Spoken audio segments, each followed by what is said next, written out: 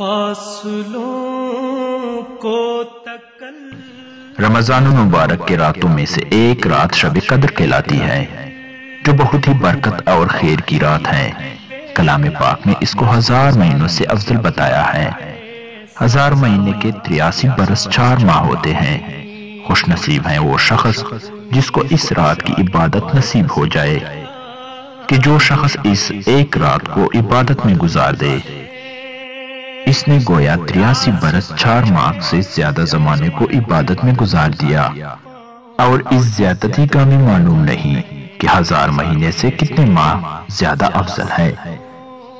حق جل شانہ کا حقیقتاً بہت ہی بڑا انعام ہے کہ قدردانوں کے لیے یہ ایک نہایت نعمت مرحمت فرمائی۔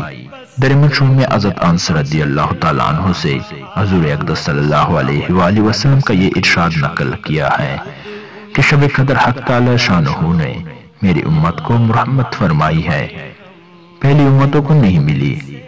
اس بارے میں مختلف روایات ہیں کہ اس نعمت کا سبب کیا ہوا۔ بعض احادیث میں وارد ہوا ہے کہ نبی کریم صلی اللہ علیہ وآلہ وسلم نے پہلی امتوں کی عمروں کو دیکھا کہ بہت ہوئی ہیں، اور آپ کی امت کی عمریں بہت توڑی ہیں۔ اگر وہ نیک عمل میں ان کی برابری بھی کرنا چاہے تو ناممکن۔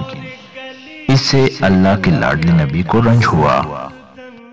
اس کی تلافی میں یہ رات مرحمت ہوئی کہ اگر کسی خوش نصیب کو 10 رات بھی نصیب ہو جائے اور ان کی عبادت میں گزار دے تو گویا 833 برس 4 ماہ سے بھی زیادہ زمانہ کامل عبادت میں گزار دیا۔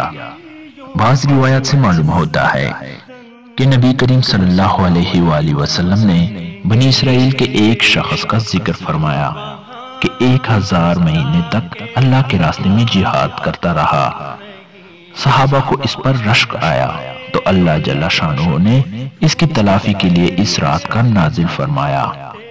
ایک روایت میں ہے کہ نبی کریم صلی اللہ علیہ وآلہ وسلم نے بنی اسرائیل کے 4 حضرات کا ذکر فرمایا: حضرت ایوب علیہ السلام، حضرت زکریا علیہ السلام، حضرت حزقیل علیہ السلام، حضرت یوشع علیہ السلام، کہ 80 برس تک اللہ کی عبادت میں مشغول رہے اور پل چپکنے کے برابر بھی اللہ کی نافرمانی نہیں کی۔ اس پر صحابہ کرام رضی اللہ تعالیٰ عنہ کو حیرت ہوئی تو حضرت جبرائیل علیہ السلام حاضر خدمت ہوئے اور سورۃ القدر سنائی۔